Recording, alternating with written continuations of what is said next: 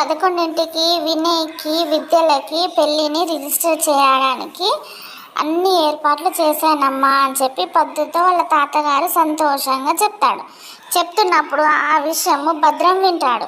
విని పరిగెత్తుకుంటూ అఖిలాండేశ్వరి వాళ్ళ బావగారు వస్తుండగా వాళ్ళకి ఎదురుగా వెళ్ళి అత్తయ్య అత్తయ్య అత్తయ్య అని అంటుంటే, ఏమైందిరా భద్రం ఏమైందంటే, కొంపలు అంటుకుపోతున్నాయి అత్తయ్య అని చెప్తే, అంటే అఖిలాండేశ్వరి అంటుందా ఏమైంది భద్రం అంటే, భద్రం విన్న విషయాలన్నీ అఖిలాండేశ్వరి చెప్తాడు.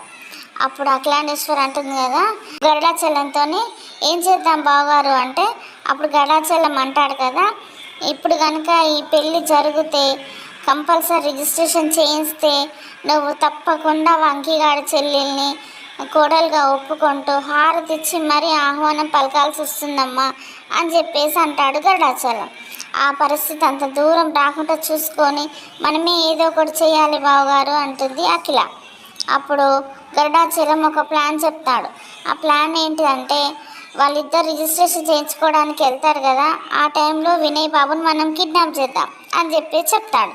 చెప్తే అప్పుడు అఖిలాండేశ్వరి అంటుంది కదా, మళ్ళీ గరుడాచలం అంటాడు కదా అఖిలాండేశ్వరితో, నీ కొడుకు సంతకం చేస్తేనే కదమ్మా అది రిజిస్ట్రేషన్ అవుతుంది అని చెప్పేసి నవ్వుతూ అంటాడు.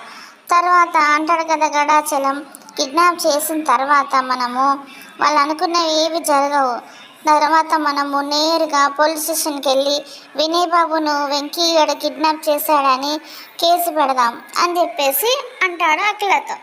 అప్పుడు అఖిల ఆ ప్లాన్కి ఒప్పుకొని సరే అదే విధంగా చేద్దామని అనుకుంటారు. కానీ వీళ్ళిద్దరూ చేసే ప్లాన్ ఓకే అవుతుందా, మధ్యలో వెంకీ వచ్చి వాళ్ళ బావగారిని కాపాడుతాడా, అసలు నిజంగానే వినయ్ విద్యల పెళ్ళి రిజిస్ట్రేషన్ అవుతుందా, ఏం జరుగుతుంది రేపటి ఎపిసోడ్లో చూద్దాం. ప్లీజ్ సబ్స్క్రైబ్ మై ఛానల్ అండి. బాయ్.